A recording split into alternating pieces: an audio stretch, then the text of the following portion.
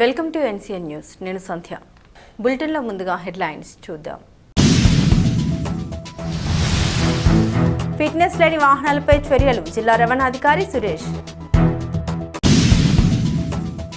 రవాణా శాఖ కమిషనర్ ఆంధ్రప్రదేశ్ విజయవాడ వారి ఆదేశాల మేరకు తూర్పుగోదావరి జిల్లాలో స్కూల్ మరియు కాలేజీ బస్సులపై ప్రత్యేక తనిఖీలు విస్తృతంగా నిర్వహిస్తూ ఉన్నట్లు జిల్లా రవాణా అధికారి ఆర్ సురేష్ తెలిపారు.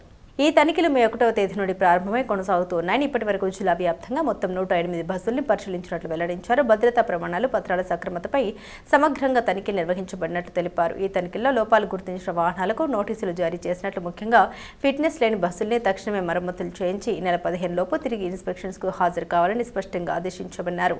అనంతరం సంబంధిత వాహనాలు ఏటీఎస్ సెంటర్లో ఫిట్నెస్ సర్టిఫికేట్ పొందడం తప్పనిసరి అని సూచించారు. అన్ని స్కూల్, కాలేజీ యాజమాన్యాలు బాధ్యతగా వ్యవహరించి విద్యార్థుల భద్రతను ప్రాధాన్యంగా తీసుకుని రవాణా శాఖకు పూర్తి సహకారం అందించాలని జిల్లా రవాణా అధికారి ఆర్ సురేష్ విజ్ఞప్తి చేశారు.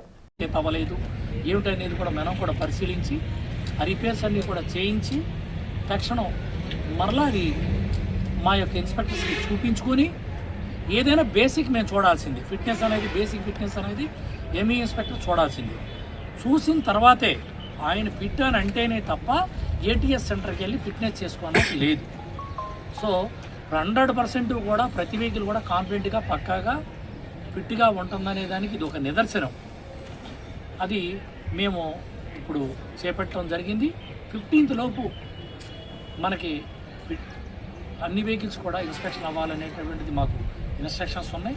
సో ఈ లోపే మేము అన్ని వెహికల్స్ కూడా డైలీ కూడా ఇన్స్పెక్టర్స్ అందరూ కూడా ఉదయం సాయంకాలం చేస్తున్నారు. ఏదైతే 6 టీంలు ఉన్నాయో చేస్తున్నారు. అన్నీ కూడా క్లియర్ చేసేసి మేము ఫిట్నెస్ అన్నీ కూడా కరెక్ట్గా ఉండేలాగా మేము చూస్తాము. చూసి తర్వాత ఫిట్నెస్ అయిపోయిన తర్వాత ఎప్పుడైతే స్కూల్స్ రీఓపెన్ చేస్తారో ఫిట్నెస్ అవ్వకుండా ఏదన్నా బై మిస్టేక్గా రోడ్డు మీదకి ఏదంటే వెహికల్ కానీ స్కూల్ బస్ కానీ వచ్చిందంటే ఇమీడియట్గా వెహికల్ని కేసు బుక్ చేయటం, సీజ్ చేయటం, ప్రాసిక్యూట్ చేస్తాం. సో ఇది కోర్టుకు పెడతాం జరుగుతుంది ఈసారి. అందుచేత మేమైతే డిపార్ట్మెంట్ సైడ్ అయితే చాలా స్ట్రిక్ట్గా ఎటువంటి రూల్ వయలేట్ చేసినా కూడా మేమైతే స్ట్రిక్ట్ యాక్షన్స్ అనేటటువంటిది తీసుకుంటాం. ఇందులో ఎటువంటి రాజీ లేదు. సో దీనికి మాకు స్కూల్ యాజమాన్యాలన్నీ కూడా రవాణా శాఖ తూర్పుగోదావరి జిల్లాకి సహకరించవలసిందిగా రవాణా శాఖ తరఫున కోరుచున్నాం. Thank you.